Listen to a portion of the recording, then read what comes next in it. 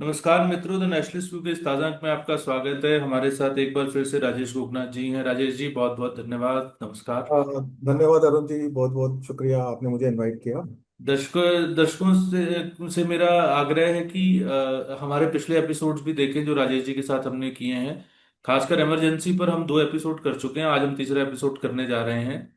भारत में आपातकाल 25-26 जून की मध्य रात्रि को 1975 में लागू हुआ था। 1977 तक आपातकाल रहा। उस दौरान संविधान में कई तरीके के अमेंडमेंट्स किए गए, संविधान में कई तरीके के संशोधन किए गए। आज उन संशोधनों के विषय में बात करेंगे।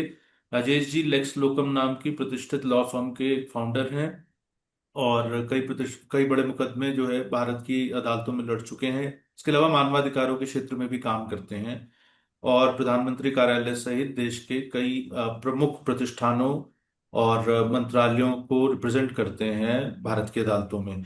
राजेश जी, मेरा पहला प्रश्न आपसे ये है कि 75 से 77 के दौरान यानी आपातकाल के दौरान मोटा मोटा तौर पे अगर देखा जाए तो कौन कौन से प्रमुख संविधान के अंदर संशोधन किए गए?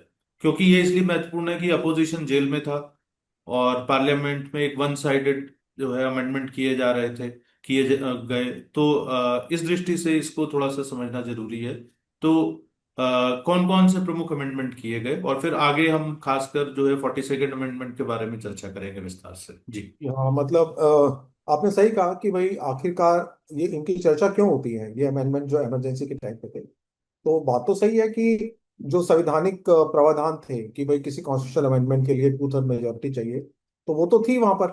तो संवैधानिक तौर पे तो ये अमेंडमेंट्स ठीक थी, लेकिन क्या वो कॉन्स्टिट्यूशनल मोरालिटी के हिसाब से ठीक थी कि नहीं थी? क्योंकि ऐसा समय जब अपोजिशन, डेमोक्रेसी क्या है? डेमोक्रेसी तो है अपोजिशन। अगर अपोजिशन नहीं है तो डेमोक्रेसी नहीं है, फिर तो वो ऑटोक्रेसी हो जाएगी ना, फिर वो डिक्टेटरशिप हो जाएगी। तो आप डेमोक्रेसी में अपोजिशन होती है, अपोजिशन का सम्मान होता है और अपोजिशन को पूरा मौका दिया जाता है पार्लियामेंट में। उनके लिए सीटें रिजर्व होती हैं, लीडर ऑफ अपोजिशन बनाया जाता है, उसको मिनिस्ट्री ऑफ कैबिनेट का स्टेटस दिया जाता है। तो प्रजातंत्र में सबसे महत्वपूर्ण अपोजिशन है। और अगर उसमें से हम अपोजिशन ही निकाल देंगे, ये बिल्कुल ऐसा ही हो गया कि आपने बहुत बढ़िया पनीर की सब्जी बनाई और उसमें से नमक निकाल दिया, तो बेस्वाद हो जाएगा। तो इसमें बेसवादी तो है ही है। इसमें मतलब प्रजातांत्रिक या संवैधानिक बेसवादी तो है ही है। इसके साथ ये कॉन्स्टिट्यूशनल इमोरालिटी भी है कि आपने सबके सब जो विरोध का स्वर था उसको तो हटा दिया, जेलों में डाल दिया। फिर आप जो कुछ भी कहो करते रहो, खुला खेल फर्रुखाबादी हुआ, जो दिल में आया करो। तो ठीक भी होगा और गलत भी होगा, संवैधानिक होगा, कॉन्स्टिट्यूशनल होगा, पर अगेंस्ट दी कॉन्स्टिट्यूशनल मोरालिटी होगा। तो एक नया शब्द हम अपने दर्शकों के साथ शेयर करें, कॉन्स्टिट्यूशनल मोरालिटी। तो ये कॉन्स्टिट्यूशनल मोरालिटी के बिल्कुल खिलाफ था।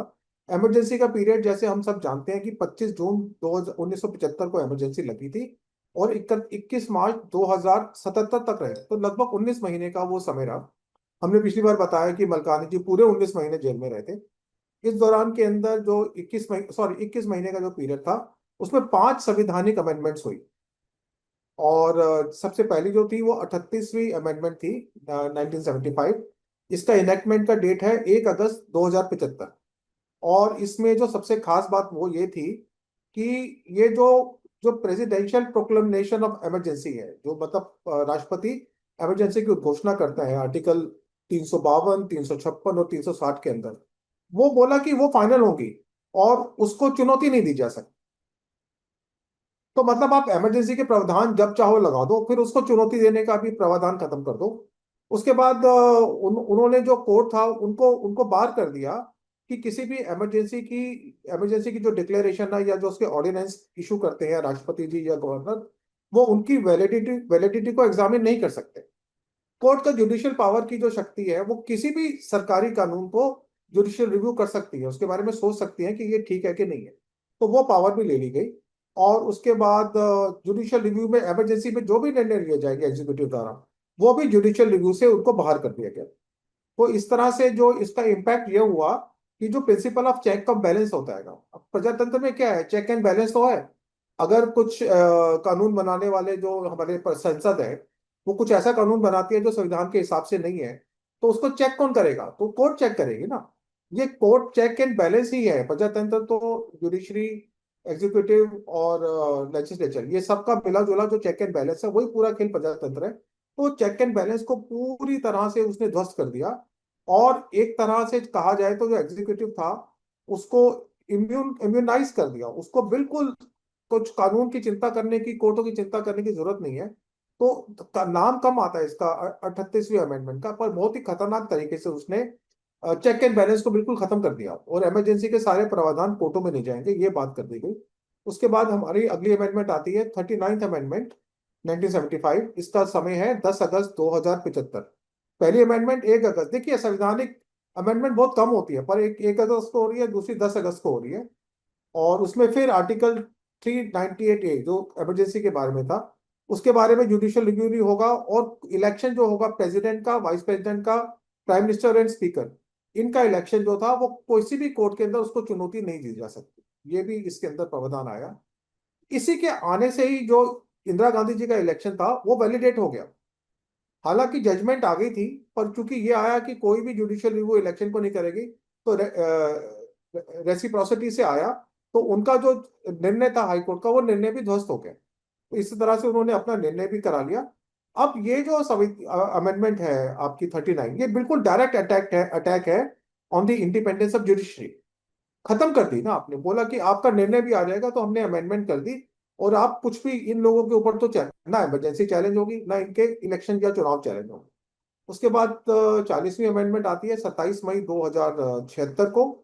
और इसके अंदर इसमें पार्लियामेंट को पावर दी गई कि वो देश की जो टेरिटोरियल वाटर है और एक्सक्लूसिव इकोनॉमिक जोन, इसके बारे में कोई भी निर्णय कर सकता है, और उस निर्णय को कहीं भी कहीं चुनौती नहीं दी जाएगी। ये एक सामान्य सी सॉवरेन पावर के बारे में है। उसके बाद एक हमारी आती है 42nd 41वीं 41st अमेंडमेंट। ये आई 7 सितंबर 1976 को। इसमें बोला कि जो राष्ट्रपति है, गवर्नर है, यूनियन मिनिस्टर हैं, उनकी टर्म के दौरान उन पे किसी भी प्रकार का कोई मुकदमा सिविल या क्रिमिनल नहीं हो सकता। तो इस तरह से उनको एग्जीक्यूटिव को इम्यूनिटी दे दी गई कि किसी भी प्रकार से मुकदमे से वो मुक्त भी रहेंगे। ये ठीक भी लगता है और ये गलत भी लगता है, इसके बारे में चर्चा अलग से हो सकती है। फिर अमेंडमेंट आती है 42nd अमेंडमेंट 1976, जिसकी तारीख है 18 दिसंबर 1976, 1976। इसको कहा जाता है मिनी कॉन्स्टिट्यूशन। इतनी सारी चीजें इसमें डाली गई, जैसे कि सबसे पहले जो अभी चर्चा का विषय चल रहा है उसमें 3 शब्द डाले गए: सोशलिस्ट, सेकुलर और इंटीग्रिटी। प्रियम्बल जो हमारी प्रस्तावना है उसमें 3 शब्द डाले गए, पहले से उसमें शब्द तो था ही, सॉवरेन भी था, डेमोक्रेटिक भी था। इसमें 3 शब्दों को जोड़ा गया। ये शब्दों को कब जोड़ा गया? जबकि सारा का सारा ऑपोजिशन जेल में है, और ये शब्द सोशलिस्ट, सेकुलर, ये दोनों शब्दों को जोड़ा गया। अभी भी इसके बारे में काफी चर्चा हो रही है, मैं इसमें वापस आएंगे हम इसके ऊपर। इसके अलावा इस अमेंडमेंट में ये भी किया गया कि जो डायरेक्टिव प्रिंसिपल है उनको प्रमुखता दी जाएगी, उनको प्रेसिडेंस दिया जाएगा और फंडामेंटल राइट्स। फंडामेंटल राइट्स, हमारा बोलने का अधिकार, ये सब कुछ है। डायरेक्टिव प्रिंसिपल सोशल जस्टिस की तरफ लेके जाते हैं। तो सोशल जस्टिस डायरेक्टिव प्रिंसिपल के बारे में कहा जाता था कि आप कोर्ट में जाकर इनको सिद्ध नहीं कर सकते। और लेकिन इसके अंदर उन्होंने तय कर दिया कि इसको प्रायोरिटी दी जाएगी, डायरेक्टिव प्रिंसिपल को प्रायोरिटी दी जाएगी। ये इसका एक मोटी मोटी सी बात थी। और बाद में उन्होंने ये भी किया कि भी कोई भी जो कानून बनाए जाएंगे उनकी कॉन्स्टिट्यूशनल वैलिडिटी जो है वो सुप्रीम कोर्ट में या हाई कोर्ट में चैलेंज नहीं कर सकते। कुछ ट्रिब्यूनल्स के बारे में भी हुआ। और उसके बाद लेजिस्लेचर का टाइम भी 5 साल से 6 साल कर दिया गया। और यूनियन गवर्नमेंट की पावर भी बढ़ाई गई, स्टेट के ऊपर यूनियन की पावर बढ़ी बढ़ी। और एक उसमें फंडामेंटल ड्यूटीज का चैप्टर भी जोड़ा गया। इस तरह से एक बहुत ही बड़ा मिनी कॉन्स्टिट्यूशन करके ऐसा सिद्ध कर दिया। ये मोटा मोटा मैंने आपको इसके बारे में बताया। हाँ, तो राजेश जी, मैं आपसे ये जानना चाह रहा था कि 42nd अमेंडमेंट में हमने सोशलिस्ट, सेकुलर और क्या कहते हैं, नेशनल इंटीग्रिटी शब्द जो है ये हमने उसके अंदर डाला। अब ये जो सेकुलर शब्द है, मैं थोड़ा सा इस पे आपसे चर्चा करना चाहता हूँ कि जब कॉन्स्टिट्यूएंट असेंबली में डिबेट हुई और उसके बाद वहां पर भी ये मुद्दा उठा था, तो हमने ये शब्द इंक्लूड नहीं किया। और मैं एक ही बार में, बड़ा सवाल है वो मैं रख देता हूँ। सेकुलर शब्द जो है उसका भारत भारत में जो सेकुलर शब्द का जिस तरीके से प्रियम्बल में डाला गया, क्या ये भारतीय संदर्भों में है या ये हमने पश्चिम से उधार ले लिया है? और भारतीय संदर्भों में ये कितना उचित है? क्योंकि इस पे जैसे आपने कहा कि चर्चा हो ही रही है कि हमें वो करना चाहिए, इस पे चर्चा करनी चाहिए। और we need to have a relook at basically this thing जो है, क्योंकि प्रियम्बल तो आत्मा भी है जो है एक तरीके से हाँ हमारे संविधान की, उसमें इस तरीके से एक वन साइडेड चेंज किया गया। तो थोड़ा सेकुलर शब्द पे चर्चा करते हैं, क्योंकि ये एक लंबा 1980s में भी राजनीति में डिबेट में रहा। लाल कृष्ण आडवाणी जी ने सुडो सेकुलर शब्द का इस्तेमाल किया, फिर उस पर एक पूरी डिबेट चली कि जो भारत में सेकुलरिज्म का कॉन्सेप्ट कांग्रेस ने दिया, वो हम इसकी राजनीति में नहीं जाएंगे, लेकिन चूंकि वो पावर में थी, वो सुडो सेकुलरिज्म। क्या ये पश्चिम से उधार लिया गया कॉन्सेप्ट है? हाँ, बिल्कुल ये कहा जाएगा तो ये थोड़ा सा पश्चिम। रिलीजन, क्या हमारे यहाँ पे रिलीजन डिफाइंड है कॉन्स्टिट्यूशन में? मैं स्टेट सब बात। रिलीजन हाँ को, सेकुलरिज्म को आप थोड़ा सा एक्सप्लेन भी कर दें, भारतीय संदर्भों में भी और संवैधानिक संदर्भों में। हाँ, सेकुलरिज्म के बारे में बात करते हैं तो ये अपने आप में पूरी इसकी हिस्ट्री है। जैसे कि वहाँ पे जो वेस्ट में कहा जाता है कि the Bible belongs to the Pope and the sword belongs to the Caesar. अब दो चीजों को करना था। पहले क्या था कि चर्च हर चीज में, वेस्ट में ये हुआ क्योंकि चर्च जो था वो बहुत पावरफुल था। चर्च इतना ज्यादा पावरफुल था कि किस राजा को राजा बनाना है, किसको हटाना है, उसका उत्तराधिकारी कौन होगा, ये सब चर्च ही डिसाइड करता था। कौन सी लड़ाई किससे करनी है, तो इतना पावरफुल चर्च हो गया था। उसके बाद चर्च का विरोध भी होना शुरू हुआ। लोगों ने बोला कि नहीं, ऐसा नहीं हो सकता कि आप हर काम के बीच में आते रहोगे। तो वो जो अभी मैंने कहावत सुनाई, the sword belong to the Caesar, the cross या the Bible belongs to the Pope. तो दो चीजें हो गई कि एक धार्मिक मसले हैं, एक राज्य के मसले हैं। तो ये बात बननी शुरू हुई कि जो धार्मिक मसले हैं तो चर्च जो है वो सिर्फ धार्मिक मसलों पे बात करेगी, राज्य जो है वो केवल राज्य के कामों को करेगा। तो राज्य किसी प्रकार के धार्मिक कार्यों में अपने आप को नहीं जोड़ेगा। इसका मतलब ये नहीं था कि वो धर्म का विरोध करेगा, लेकिन राज्य के जो निर्णय होंगे वो धर्म पे आधारित नहीं होंगे, धर्म मतलब रिलीजन पे आधारित नहीं होंगे। ऐसा एक डिफरेंशिएट किया गया और उसमें बताया गया कि जो स्टेट पॉलिसी होंगी वो अरिलीजियस होंगी। उसमें ये नहीं होगा कि हर चीज के अंदर धर्म में क्या कहा जाए उसके हिसाब से किया जाए। तो वेस्ट में ये कंसेप्ट जल्दी शुरू हो गया और होने के बाद जो हमारी मतलब यूके के अंदर जो डेमोक्रेसी चल रही थी, हमारे इंग्लैंड के अंदर। और आपको जान के थोड़ी आश्चर्य भी होगा, आज भी जो इंग्लैंड का कॉन्स्टिट्यूशन है वो वो क्रिश्चियन धर्म के प्रति समर्पित है और बाइबल के प्रति समर्पित है और जीसस क्राइस्ट के प्रति समर्पित है। वहाँ का जो राजा है उसका भी काम है कि वो क्रिश्चियनिटी को बढ़ाया जाएगा, लेकिन वहाँ की सरकार पूरी तरह से सेकुलर है। तो इस प्रकार से ये जो भावनाएं थी सेकुलरिज्म की, जिसमें कि धर्म को अलग रखा जाएगा और राज्य को अलग रखा जाएगा, ये सब चलता चलता जब आया और हमारा संविधान चूंकि हमने इंग्लैंड से लिया है, हम उससे बहुत प्रभावित रहे। तो हमारे संविधान जब बनाया जा रहा था तो उसके अंदर ऐसे सारे प्रावधान किए गए कि जो राज्य है वो अलग रहेगा और धर्म अलग रहेगा और किसी भी धर्म को बढ़ने से नहीं रोका जाएगा। जो हमारी सेक्शन 25 से लेकर 30 तक की सब धाराएं आती है उसके अंदर ये बोला गया है कि हर धर्म को अपना धर्म का प्रचार प्रसार करने की स्वतंत्रता रहेगी। कोई भी माइनॉरिटी रिलीजन है उनको भी अपना धर्म का प्रचार प्रसार करने की स्वतंत्रता रहेगी, लेकिन कोई भी जो राज्य की नीति है वो धर्म से आधारित नहीं होगी और कोई भी राज्य की नीति धर्म के कारण से किसी से कोई प्रकार का भेदभाव नहीं करेगी। ये एक सेकुलरिज्म का कंसेप्ट मोटा मोटा सा समझ में आता है। दोनों अलग रहेंगे। राज्य धर्म को रोकेगा भी नहीं पर धर्म की नीतियों से अपने राजकीय कार्यकारों को प्रभावित भी नहीं होने देगा। ये हमारा मतलब हमेशा से तो भारतीय, अगर हम संदर्भों में देखें तो जितना भी हमारा महान इतिहास है, मतलब वैदिक काल से लेके चले और बीच में पूरा समय जो है, तो उसके अंदर कभी भी धर्म जो है वो राज्य राज्य को गवर्न नहीं करता था, राज्य को गाइड नहीं करता था। सिवाय एक समय आता है जब बुद्धिज्म जो था वो अशोका और उन सब प्रकार के राजाओं का, और अशोक अशोक ही एक राजा रहे हैं हिंदुस्तान में जिन्होंने धर्म को प्रचारित प्रसारित किया। मैं राजेश जी एक बार, एक मिनट थोड़ा सा आपको इंटरवीन करूंगा। आप थोड़ा सा रिलीजन और धर्म के भी फर्क जो है, अगर जितना मेरी जानकारी है वो ये है कि रिलीजन एक पूजा पद्धति है और धर्म जो है वो एक सेट ऑफ वैल्यूज है। और जब हम यहाँ पे भारत के कॉन्सेप्ट में, कॉन्टेक्स्ट में बात करते हैं, तो धर्म की बात ज्यादा होती है। तो उसका जो है पूजा पद्धति से कोई लेना देना नहीं है, रिलीजन से। और ये जो धर्म का घालमेल हो गया उसकी वजह से थोड़ा कंफ्यूजन भी हो गया। पर पंथ निरपेक्षता शायद ज्यादा जो है वो उचित जो है वो शब्द होगा इसके लिए। तो मैं थोड़ा सा, आप इसके ऊपर भी वो करें। और जैसे आपने बुद्धिज्म की बात की, तो वो एक पूजा पद्धति है, एक विशिष्ट पूजा पद्धति है, तो मुझे लगता है उसे रिलीजन कहना शायद ज्यादा उचित रहेगा। जो है, हालांकि कॉमन पार्लेस में हम उसको धर्म बोलते हैं। तो मुझे लगता है ये जो सारा घालमेल हुआ है कि वेस्ट का रिलीजन हमारे धर्म से इक्वेट कर दिया गया, हमारे यहाँ धर्म के कॉन्सेप्ट से, उससे भी बहुत सारा कंफ्यूजन हुआ। तो प्लीज गो अहेड। वो भारतीय संदर्भों में अगर देखा जाए तो धर्म को परिभाषित करते हैं, तो आमतौर पर चर्चा पे आता है कि धर्म का अर्थ क्या है।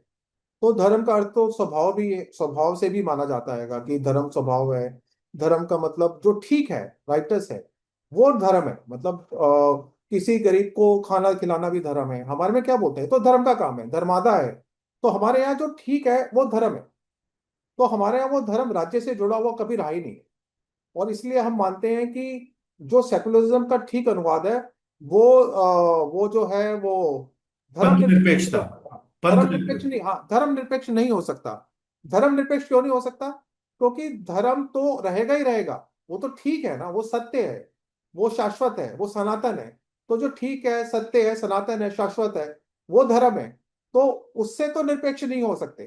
तो जो ठीक अनुवाद जो माना जाता है कि वो ठीक अनुवाद सेकुलरिज्म का अगर कहा जाए, तो वो पंथ निरपेक्ष है। जैसे कि हमारे यहाँ पर जो जैनिज्म है वो एक पंथ हो गया, बुद्धिज्म एक पंथ हो गया, सिखिज्म एक पंथ हो गया, शैव एक पंथ हो गया, वैष्णव एक पंथ हो गया। तो ये सारे पंथ हैं। तो राज्य का कोई भी पंथ नहीं होगा। पर राज्य का ये नहीं सकते ना कि राज्य अपना राजधर्म जो शब्द आता है, जो वाजपेयी जी भी बोलते थे कि राजधर्म। तो राजधर्म का जो शब्द आता है वो ये कि राज्य का तो अपना अपने नागरिकों की सुरक्षा करना, उनको अधिक सबल बनाना, उनको अधिक सुविधाएं देना, ये राज्य का धर्म है, ये राजधर्म है। तो राज्य धर्म से अलग नहीं हो सकता।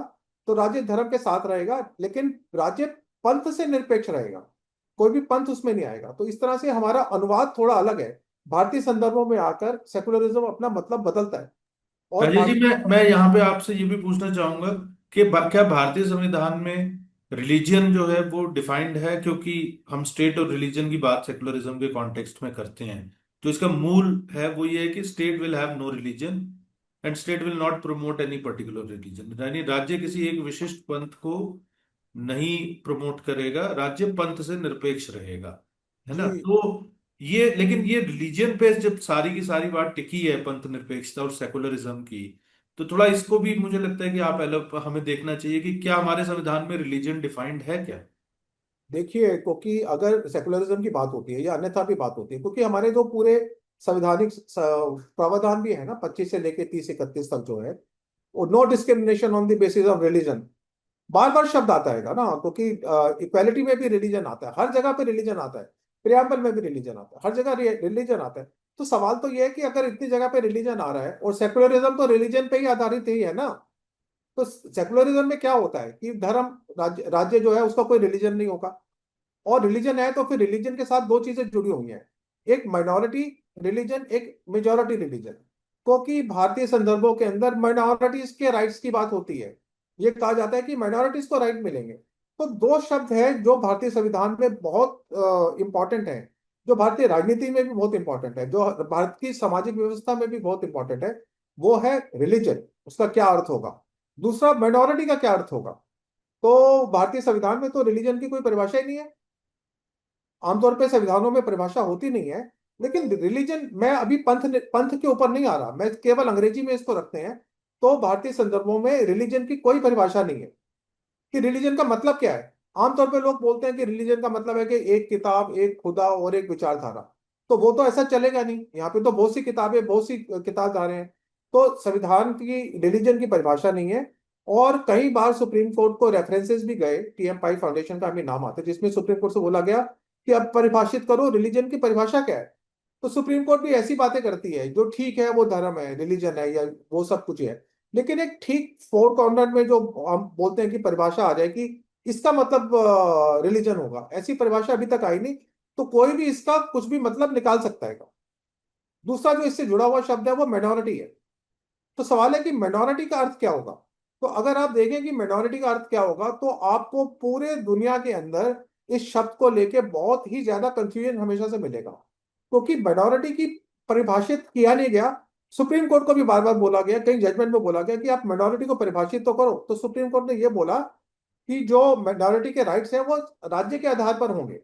माइनॉरिटी हम सिद्ध करेंगे कि किस राज्य में, मान लीजिए मुस्लिम है, तो किस राज्य में मुस्लिम अगर 50 से कम है तो वो माइनॉरिटी में आ गए। सिख 50 से कम है तो माइनॉरिटी में आ गए। उन्होंने राज्य का संदर्भ तो दे दिया, लेकिन माइनॉरिटी का क्या मतलब होगा? क्या सिर्फ नंबर ही माइनॉरिटी है? जैसे कि आमतौर पे कहा जाता है कि एग्रेसिव माइनॉरिटी, सबमिसिव माइनॉरिटीज, अगर कोई कम्युनिटी है जो बहुत ही एग्रेसिव है पर उनकी जनसंख्या भी कम है, तो क्या वो माइनॉरिटी की परिभाषा में आएगी? ये अलग अलग समय पे ये बातें होती रहती है। पर यहाँ पे बड़ी अजीब सी बात है कि भारत की पूरी राजनीति, पूरे सिद्धांत, पूरी की पूरी पॉलिसीज, ये सब जो है माइनॉरिटी राइट्स के ऊपर और धार्मिक अधिकारों के ऊपर केंद्रित है। पर इसकी अभी भी कोई अच्छी ऐसी परिभाषा नहीं है जो सबको मान्य हो जाए, जो जिसको कोट किया जा सके।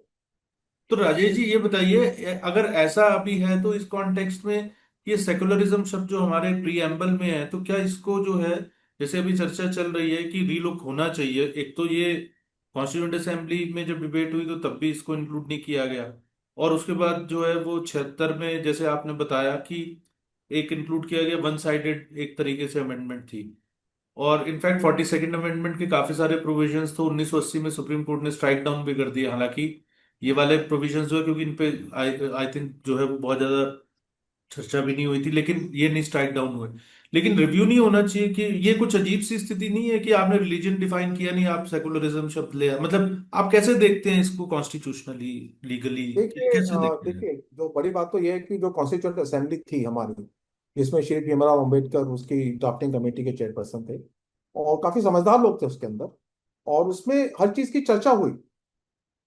मतलब जब प्रियम्बल को शुरू करने की बात थी तो ये भी चर्चा हुई कि ये प्रियम्बल जो है वो ईश्वर के नाम से इसको शुरू किया जाए। और तब वेस्ट बंगाल के लोगों ने बोला कि आप इसको दुर्गा के नाम से शुरू करो। तो इस पर काफी चर्चा हुई कि भी क्या, क्योंकि देश दुनिया के 64 ऐसे संविधान हैं जो ईश्वर को समर्पित संविधान को करते हैं। 64 constitution dedicated to a god. और ऐसा किया गया, तो ये हमारी कॉन्स्टिट्यूशन असेंबली में भी इसकी काफी चर्चा हुई। लोगों ने बोला कि इसको ईश्वर के, कुछ लोगों ने ये भी बोला इसको महात्मा गांधी के नाम पे किया जाए, ये भी एक विचार आया था। तो कुछ ने दुर्गा बोला, तो सबने उसकी चर्चा की, फिर उसके ऊपर वोटिंग हुई और बोला कि नहीं, हम अपना संविधान जो है वो किसी ईश्वर के नाम पर या किसी देवी दुर्गा के नाम पर या किसी महान व्यक्ति के नाम पे नहीं करेंगे। हम अपना संविधान जो है भारत के नागरिकों को समर्पित करेंगे। तो ये इतना बढ़िया महान काम हुआ कि जिसमें भारत नागरिक जो है वो ईश्वर से भी ज्यादा सशक्त और बलवान हो गया भारतीय संदर्भों में, क्योंकि ये संविधान भारत के नागरिकों ने ही बनाया है और वो उनको समर्पित है। तो इस तरह से ये भारतीय संविधान में आया, और उसी वक्त ये भी चर्चा आई, क्योंकि ये दो शब्दों की आप बात कर रहे हो, सेकुलरिज्म और सोशलिज्म, ये दोनों शब्द वहां पे चर्चा में आए थे। और जब सेकुलरिज्म की चर्चा आ रही थी कि संविधान के अंदर प्रियम्बल में सेकुलरिज्म को रखा जाए, तो अंबेडकर साहब ही इसका जवाब देते हैं। वो कहते हैं कि भारतीय संविधान में इतने सारे प्रावधान ऐसे हैं जो सेकुलरिज्म की भावना को प्रदर्शित करते हैं और स्थापित करते हैं। सेकुलरिज्म क्या कहता है? सेकुलरिज्म कहता है कि धर्म राज्य की नीतियों निर्धारण में काम नहीं करेगा, और धर्म के आधार पर किसी से किसी प्रकार का कोई डिस्क्रिमिनेशन नहीं किया जाएगा। रिलीजन के आधार पर हम उस। रिलीजन के आधार पर, जी बिल्कुल ठीक है, रिलीजन के आधार पर इसका डिस्क्रिमिनेशन नहीं किया जाएगा। तो हमारे फंडामेंटल राइट्स में ये बात आती है, no discrimination on the basis of religion. और उसके बाद माइनॉरिटी राइट्स की बात आती है। और पूरे के पूरे प्रावधानों को देखा जाए तो कहीं भी जो है वो रिलीजन को सरकारें जो है इम्पोज नहीं करती हैं।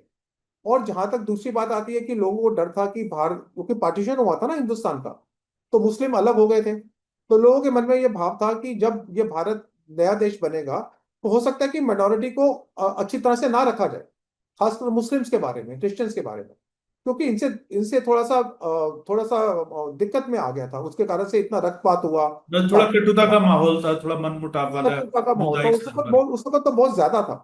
तो उन्होंने बोला कोई चिंता की बात नहीं है, वैसे भारतीय संदर्भों में तो कभी भी किसी के साथ दुर्भाव नहीं रखा जाता, डिस्क्रिमिनेशन नहीं किया जाता।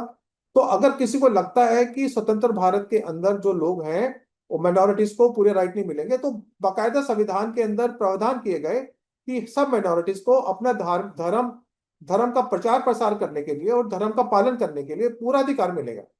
भारत भारत ही ऐसा देश है जहां पर किसी भी माइनॉरिटी ने ये नहीं बोला कि हमें अपना धर्म की पूजा करने के बारे में, हमारा धर्म का प्रचार प्रसार करने के बारे में रोका जाएगा। तो इस प्रकार के सारे प्रावधान किए गए। तो अम्बेडकर जी ने बोला कि संविधान के अंदर पूरी इतनी व्यवस्थाएं हैं जिसके हिसाब से हमारा जो एक सेकुलर करेक्टर है वो रिफ्लेक्ट हो रहा है। तो जो संवैधानिक प्रावधानों में रिफ्लेक्ट हो रहा है उसको प्रियम्बल में देने का कोई कारण नहीं है। तो ये सारी चर्चा वहां पर हुई और चर्चा के बाद माना गया कि सेकुलरिज्म को देने का कारण नहीं है, क्योंकि ये संविधान ही पूरी तरह से सेकुलर है। तो जब संविधान सेकुलर है तो उसको नाम देने का क्या कारण हो सकता है? ये वहां चर्चा आया और सोच समझ के इस नाम को रोका गया। और उसके बाद अगर आपकी अनुमति तो हम सोशलिस्ट के शब्द के ऊपर बारे में भी चर्चा कर सकते हैं। जी जी बिल्कुल, मैं यही, अब सेकुलरिज्म पे चर्चा हो गई, अब ये जो सोशलिस्ट है, यानी कि जिसको आप कहते हैं कि भारत एक समाजवादी देश होगा, अगर हम हिंदी में उसका जो है वो अनुवाद करें तो ये अब सोशलिस्ट शब्द को जो है, इसको भी कॉन्स्टिट्यूंट असेंबली में डिस्कस किया गया था, नहीं लिया गया। और उसके बाद तो वहां पे क्यों नहीं लिया गया, और फिर ये प्रियम्बल के अंदर जो डाल दिया गया, तो इसकी क्या रेलिवेंस है बेसिकली जो भारत के संदर्भ में? सोशलिज्म में हिंदी में बोले तो समाजवाद, जिसमें कि मतलब जिसमें कि जो व्यक्ति है वो प्रमुख रहेगा और व्यक्ति का हित ही प्रमुख रहेगा। ये समाजवाद जो है, सोशलिज्म, ये कम्युनिज्म से भी काफी ज्यादा प्रभावित विचार है। और जब हम संविधान की बात कर रहे हैं, 47 के आसपास, 45 के आसपास बात कर रहे हैं, तो हम देखें कि उस वक्त रशियन रेवोल्यूशन हो चुका है। उस वक्त चाइना में कम्युनिस्ट गवर्नमेंट आ चुकी है। और पूरे दुनिया के अंदर जो साम्यवाद है वो बहुत बहुत जबरदस्त प्रभावी है। सोशलिज्म बहुत जबरदस्त तरीके से प्रभावी है। तो ऐसा कैसे हो सकता था कि उस वक्त जो भारतीय संवैधानिक सभा थी, कॉन्स्टिट्यूशन कॉन्स्टिट्यूंट असेंबली, उसमें सोशलिज्म की बात ना आए? हम अपनी आजादी की लड़ाई की बात में भी करते हैं तो भगत सिंह जी के संगठन के नाम में भी सोशलिस्ट आता है। तो हर जगह सोशलिज्म छाया हुआ था हिंदुस्तान के अंदर। तो ये चर्चा यहां पर भी आई कि भारतीय संविधान को सोशलिस्ट डिक्लेयर किया जाए, समाजवादी डिक्लेयर किया जाए। अब अगर इसको, संविधान को समाजवादी डिक्लेयर किया जाता है, तो इसके ऊपर भी अंबेडकर जी की बात आती है संवैधानिक सभा के अंदर। उन्होंने बोला कि ऐसा कैसा हो सकता है कि हम इस समय संविधान बना रहे हैं, ये संविधान हमारा 100, 50, 200 साल, 400 साल, 500 साल चलेगा। तो आज 1945-47 के अंदर जब पूरी दुनिया के ऊपर समाजवाद का प्रभाव है, तो हम बोले कि ये समाजवादी होना चाहिए संविधान को। लेकिन हो सकता है कि ये प्रभाव 40-50 साल बाद नहीं होगा। तो जब समाजवाद, जैसा जैसा हम देख भी रहे हैं रशिया का जो। एग्जैक्टली मैं वहीं पे आने चाह रहा था कि अंबेडकर जी बहुत ही दूरदर्शी व्यक्ति थे। तो उन्होंने बोला ऐसा कैसे तय कह सकते हैं कि ये हम आज तय कर दें कि ये देश तो हमेशा समाजवादी ही रहेगा, और आने वाले समय में 20-50 साल बाद, 100 साल बाद समाजवाद को कोई जानेगा नहीं। लेकिन 75 साल होते होते ही हमें समझ में आ रहा है कि दुनिया भर से जो है साम्यवाद तो खत्म हुआ। रशिया जो है साम्यवादी कहाँ रह गया आज? और सबसे बड़ा साम्यवादी देश चाइना, वो कहां से साम्यवादी रह गया? तो जो सबसे बड़े साम्यवादी शक्तियां थी, उन्होंने अपने आप को पूंजीवादी शक्तियां बना लिया। उन्होंने अपने को साम्राज्यवादी जो जो साम्यवादी थे वो साम्राज्यवादी बन गए। जो साम्यवादी थे वो कैपिटलिस्ट बन गए। तो इस तरह से उन्होंने अपना कैरेक्टर चेंज कर लिया। तो उन्होंने उसी वक्त बोला कि इसको, इसकी सीमाएं तय नहीं कर सकते संविधान की कि हमारा कैरेक्टर कैसा रहेगा। हो सकता है कि भारत देश आने वाले समय के अंदर एक समाजवाद से कोई बेहतर व्यवस्था की तरफ जाए। हो सकता है कि हमारा देश आने वाले समय में किसी और इज्म के बारे में सोचे। वो इज्म कोई भी हो सकते हैं, क्योंकि जैसे जैसे समय बदलेगा, भारतीय नागरिक तय करेंगे कि उनको देश को किस प्रकार से चलाना है। और मैं किसी इज्म का नाम नहीं लेना चाहता, लेकिन हो सकता है कि जिन इज्म्स के बारे में आज बात हो रही है वो इज्म्स भारत देश को चलाएं। इसकी भी पूरी संभावना है। जब साम्यवाद खत्म होगा तो कोई तो इज्म उसको रिप्लेस करेगा।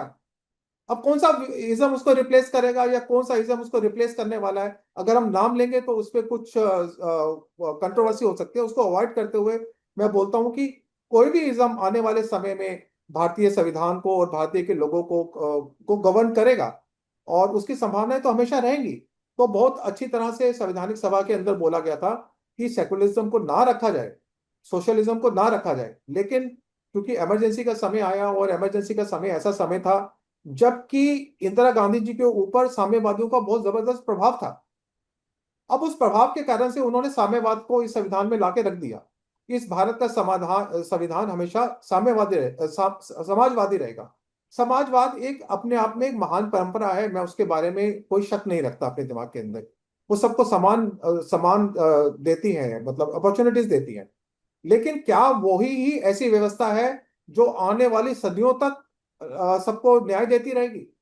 तो अगर आप ऐसा सिद्ध कर देते हैं तो भारतीय जो नागरिक है उनकी बौद्धिकता को, बौद्धिक क्षमताओं के ऊपर, उनकी क्रिएटिविटी के ऊपर आप एक एक एक स्टॉपर लगा देते हैं, आप उसको रोक देते हैं।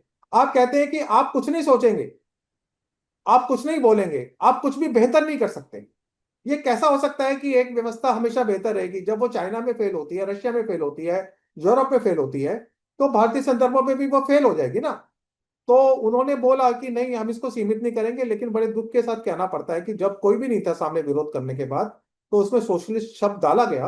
अब सोशलिज्म की रेलेवेंस जब दुनिया में खत्म हो रही है, तो भारतीय संदर्भों में उसका मतलब, जिसका ढिंढोरा कहीं नहीं पिट रहा है उसको भारतीय इसलिए पीटा जाए कि प्रियम्बल में चोरी से किसने डाल दिया। तो ये बातें हैं, और इन बातों पे चर्चा होना बहुत ही जरूरी है, क्योंकि ये दोनों शब्द सेकुलरिज्म और सोशलिज्म, कोई मायने, इन शब्दों के मायने बदलते रहते हैं। जिन शब्दों के मायने बदलते रहते हैं, वो शब्द शाश्वत नहीं हो सकते ना। शाश्वत वही होगा जिसके मायने नहीं बदलेंगे। जैसे कि हमारा सनातन है, वो शाश्वत है, उसके मायने नहीं बदलते हैं। जैसे हमारा धर्म है, वो शाश्वत है, उसके मायने नहीं निकल बदलते हैं। पर सेकुलरिज्म के मायने बदलते हैं, सोशलिज्म के मायने बदलते हैं। जिनके मायने बदलते हों उनको शाश्वत कहना एक बेईमानी है। ये कॉन्स्टिट्यूशनल भी बेईमानी थी, संवैधानिक बेईमानी थी। जैसे संवैधानिक मोरालिटी होती है, ऐसे संवैधानिक बेईमानी भी होती है। उन्होंने संवैधानिक बेईमानी की, ये दोनों शब्द उस बेईमानी के प्रोडक्ट हैं। तो ये इस बेईमानी को बेईमानी कहने का या उस पर चर्चा करना, मुझे लगता है कि बहुत जरूरी है। एक बहुत अच्छा हुआ कि ये चर्चा अभी शुरू हुई है। ये बात निकलेगी तो फिर दूर तलक जाएगी। और जो प्रश्न हम आज उठा रहे हैं कि क्यों अभी तक 50 साल के बाद भी और आधा संविधान के 75 साल बाद भी आप रिलीजन को डिफाइन नहीं कर पा रहे, क्यों आप माइनॉरिटी को डिफाइन नहीं कर पा रहे। और एक जगह चर्चा के अंदर एक बहुत पुराने जज ने बोला कि अच्छी बात है कि सेकुलरिज्म डिफाइन नहीं है, तो हम उसकी कोई भी व्यवस्था कर सकते हैं। तो मतलब जो चीज डिफाइन नहीं है उसको कहीं भी लगाते रहो, कोई भी जस्टिफिकेशन देते रहो। तो ये बहुत बेईमानी से भरे हुए शब्द, मैं क्षमा चाहूंगा कि मैं एक बहुत ही हार्श वर्ड यूज कर रहा हूँ, पर इन दोनों में बहुत बेईमानी छुपी हुई है। और ये बेईमानी बहुत ही धोखे के तरीके से लाई गई है। इसके बारे में चर्चा होनी चाहिए। और ऐसा कुछ भी जो शाश्वत नहीं है, वो हमारे प्रियम्बल में मेरे विचार से नहीं होना चाहिए। राजेश जी, एक मैं अंतिम प्रश्न आपसे जो है वो ये पूछना चाहता हूँ कि अ, आपको क्या लगता है कि जो मौजूदा पीढ़ी है उसको, आप चूंकि एक प्रतिष्ठित वकील भी हैं, तो आपके पास बहुत से यंग जो है लॉयर्स भी आपको मिलते होंगे, और उसके अलावा आप सामाजिक क्षेत्र में भी काफी सक्रिय हैं।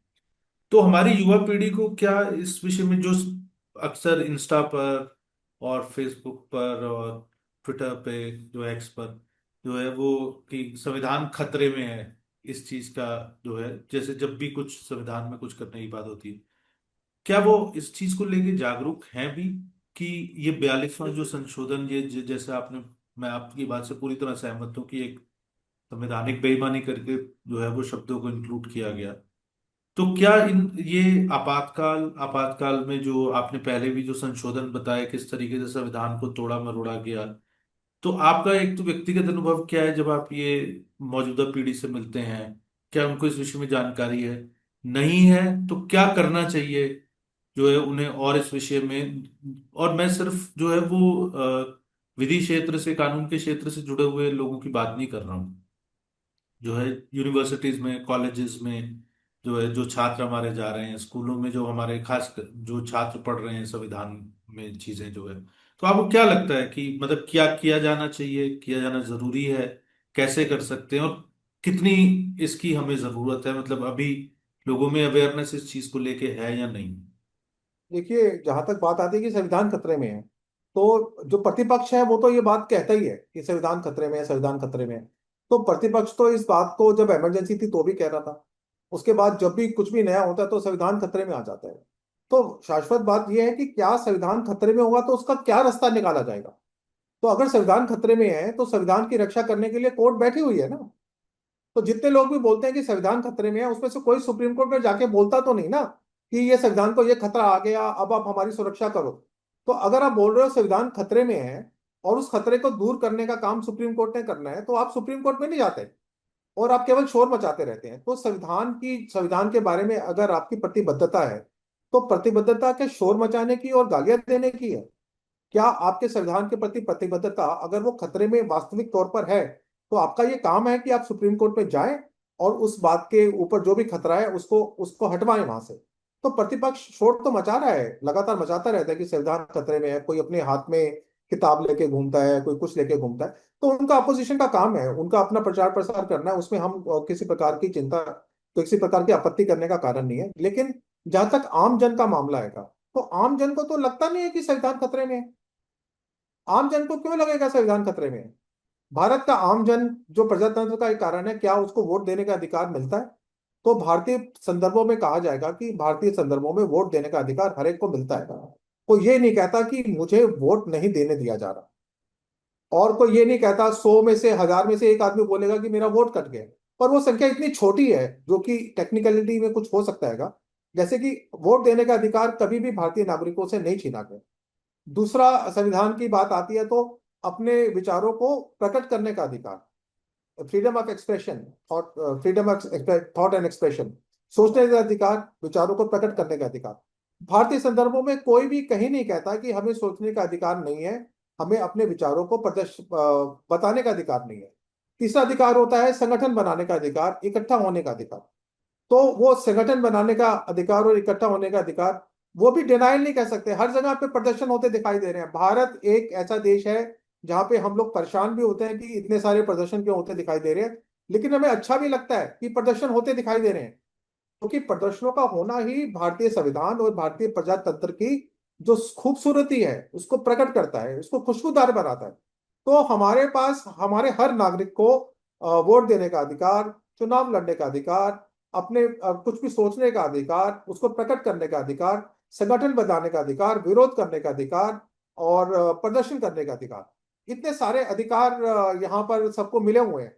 तो जब इतने सारे अधिकार मिले हो तो ये नहीं कहा जा सकता कि किसी प्रकार से संविधान खतरे में है। भारत का संविधान और भारत की जो संवैधानिक संस्थाएं हैं वो इतनी बड़ी और इतनी महान और इतनी शक्तिशाली हैं कि भारतीय नागरिकों को कोई भी कारण नहीं है कि इसके बारे में शक करे, और ये शक उनके दिमाग में आता भी नहीं है। वरना अगर कुछ अपोजिशन के लीडर बोलते हैं कि भारतीय संविधान खतरे में है, तो क्या भारत के नागरिक बिल्कुल उस तरह जैसे कि आजादी की लड़ाई में अंग्रेजों के खिलाफ सड़कों पे आ जाते थे, तो सड़कों पे आए? कभी भी कोई भी नहीं आया, क्योंकि उनको मालूम है कि चाहे ये लोग कह रहे हैं कि संविधान खतरे में है, लेकिन हम जानते हैं कि इस संविधान को कोई खतरा नहीं है। जैसे तो इस 75 से 77 में भी 1950 आपातकाल में भी लोगों ने गिरफ्तारियां दी क्योंकि संविधान खतरे में था। जैसा आप हाँ, कह रहे हैं कि मतलब लोग निकले, अंडरग्राउंड मूवमेंट चला। जैसे बिल्कुल। पिछले एपिसोड में आपने बताया था कि मतलब करीबन 1 से 1.5 लाख लोग जेलों में थे, जो है 65,000 संघ, राष्ट्रीय स्वयं संघ से जुड़े लोग जेलों में थे। 80,000 से अधिक जो है वो स्वयंसेवक संघ के जो है वो थे। 64 लोगों की जो है 64 65 लोगों से उनकी एक सूची है, उन्होंने उनकी जान गई बेसिकली संघ के स्वयंसेवकों की। तो ये एक मुझे लगता है कि अगर जनता उसको वो नहीं कर रही है, पर फिर भी मेरा व्यक्तिगत मत है कि ये राजेश जी, और आप इस पे टिप्पणी अंतिम करें, और फिर वो है कि आपातकाल के संवैधानिक पक्ष, राजनीतिक पक्ष के बारे में चर्चा होती है, पर संवैधानिक पक्ष के बारे में और किस तरीके से संविधान को तोड़ा मरोड़ा गया उसके बारे में थोड़ा सा अवेयरनेस होना ज्यादा जरूरी है, ताकि we can learn from the past so that we do not repeat the mistakes. हम अपनी जो है, ये मैं कटिंग क्रॉस में राजनीतिक दृष्टि से नहीं कह रहा हूँ, कि हम अपने जो है वो इतिहास से सीखें, ताकि जो है भविष्य में ऐसी गलतियां जो है वो ना दोहराई जाएं। तो इसको लेके अवेयरनेस मुझे लगता है कि थोड़ी सी कम है। आपका क्या कहना, आप क्लोजिंग रिमार्क्स अपने दें। ना, ये क्यों नहीं, बिकॉज क्योंकि हम, हमारे नागरिक राजनीतिक तौर पर इतने सजग है भी नहीं जितना उनको होना चाहिए। तो जिस प्रकार की अब आपने ये सीरीज द नेशनलिस्ट व्यू ने निकाली है, तो ये एक एक केवल एक सीरीज बनाने का काम ही नहीं है, क्योंकि ये एक जागरूकता पेश करना चाहता है पूरे देश के सामने, जिसमें देश को, देश के नागरिकों को बताया जा रहा है कि संविधानों में संशोधन जो कॉन्स्टिट्यूशनल मोरालिटी के साथ किए जाते हैं, तो उसका प्रभाव केवल राजनेताओं पे नहीं होता जो अपोजिशन वाले में और जेल में गए हैं। कोई भी संविधान में अगर चेंज आता है तो उसका उसका जो प्रभाव है वो हर नागरिक पे पहुंचता है, आखिरी व्यक्ति पे भी पहुंचता है, जो गांधी जी बोलते हैं ना, आखिरी व्यक्ति। तो सबको इतना जागरूक रहना चाहिए कि कोई भी संवैधानिक संशोधन हो तो आखिरी व्यक्ति पे उसका क्या प्रभाव पड़ेगा, ये हर व्यक्ति को सोचना चाहिए, और आखिरी व्यक्ति को भी सोचना चाहिए। और इससे जो होगा, अगर इतनी सजगता और इतनी जागरूकता आएगी भारतीय नागरिक के अंदर, तो जो राजनेता भी हैं वो भी डरेंगे और डरते भी हैं। अब ये बात आ चुकी है कि कहीं भी लगता है कि नहीं, ये संविधान के साथ खेला जा रहा है, तो सब लोग सजग हो जाते हैं। तो भारतीय भारतीय प्रजातंत्र इस वक्त बहुत ही मुखर है, बहुत ही जागृत है। और इतना मुखर और इतना जागृत है कि अभी किसी भी नेता का या किसी भी पॉलिटिकल पार्टी का या किसी भी विचारधारा का अगर इच्छा भी हो रही हो कि वो भारतीय नागरिकों के अधिकारों पर कुछ प्रतिबंध लगाए, तो वो डरता है। तो इस वक्त जो सत्ता है वो नागरिकों से डर रही है। ये भारतीय भारतीय संदर्भों में बहुत सालों बाद हुआ है, लेकिन ये डर इतना जबरदस्त है कि भारत की जनता अंगड़ाई भी लेती है तो भारत की सत्ता घबरा जाती है। तो ये इतना सुखदायक है, ये इतना अच्छा है, और प्रजातंत्र के लिए इतना शुभ संकेत है कि ये शुभ संकेत बना रहे। और अगर बना रहेगा तो देश में हमारा प्रजातंत्र वैसे भी बहुत ही माना जाता है, और बहुत ही और शक्तिशाली होकर सबके सामने आएगा। तो हम लोग भी जो है वो राजेश जी के साथ चर्चा करके इसमें अपना योगदान करते रहेंगे, ताकि लोगों को थोड़ा सा क्लैरिटी हो सके इन चीजों के बारे में, आम लोगों को। क्योंकि कानूनी विषय या संविधान से संबंधित विषय अक्सर लोग थोड़ा सा उनके बारे में इसलिए कई बार ज्यादा नहीं जान पाते हैं, क्योंकि उसमें बहुत ज्यादा जिसको आप बोलते हैं कि जार्गन्स का जो है वो इस्तेमाल होता है, तकनीकी बहुत सारे शब्द होते हैं। तो राजेश जी उन सबको हमारे साथ मिलके डिसाइफर करते हैं, और उनके माध्यम से हम जो है ये सारी चीजें जनता तक पहुंचाते हैं, दर्शकों तक पहुंचाते हैं। दर्शकों से आग्रह है कि अपनी राय जरूर दें। और इसके बाद ये हमारा तीसरा एपिसोड था इमरजेंसी पर, अब हम एक चौथा और अंतिम एपिसोड और करेंगे राजेश जी के साथ। और वो हम करेंगे जब 1977 में इमरजेंसी हट गई, उसके बाद जब जनता पार्टी की सरकार आ गई, और फिर एक शाह कमीशन जो है बैठाया गया, जिसने कि इमरजेंसी में जितनी भी घटनाएं होती हैं उनके विषय में, जातियों के विषय में जांच की थी, अपनी रिपोर्ट दी थी। वो एक अलग कहानी है, उस कहानी पे हम चर्चा करेंगे शाह कमीशन के। और फिर क्या हुआ शाह कमीशन की रिपोर्ट का, कुछ हुआ कि नहीं हुआ।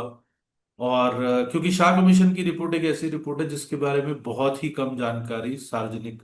अभी मैं हाल ही में आपातकाल को लेकर, जो जब भी 25 जून के आसपास एक पूरी चर्चा चलती है, तो बाकी सब चर्चाएं चलती रहती हैं, लेकिन शाह कमीशन को लेकर अक्सर चर्चा बहुत कम रहती है। तो राजेश जी के साथ शाह कमीशन पे एक अंतिम एपिसोड करेंगे। और दर्शकों से आग्रह है कि अगर आपको चर्चा अच्छी लगी हो तो उसे लाइक करें, शेयर करें, चैनल को सब्सक्राइब करें। कोई प्रश्न और आपके। अपने कमेंट्स भी करें, उसके हाँ कमेंट जी सेक्शन जी, में अपने आप कमेंट्स भी कमेंट करें। जरूर करें। अगर आप सहमत हैं, असहमत हैं, कोई तथ्यात्मक दृष्टि से आपको लगता है कि हमें करेक्शन करने की जरूरत है उसमें, तो वो भी आप हमें बताएं। और आगे आप क्या सुनना चाहेंगे, देखना चाहेंगे, उसके विषय में भी अपनी राय जरूर रखें। और आपके क्रिटिकल फीडबैक का जो है, आपकी आलोचनात्मक फीडबैक का हमें इंतजार रहेगा, प्रशंसा का भी इंतजार रहेगा। और राजेश जी, एक बार फिर से आपको बहुत बहुत धन्यवाद, आपने बहुत अपना धन्यवाद, सभी समय दर्शकों को निकाला। बहुत बहुत धन्यवाद, आपका भी बहुत बहुत धन्यवाद। जी नमस्कार। नमस्कार।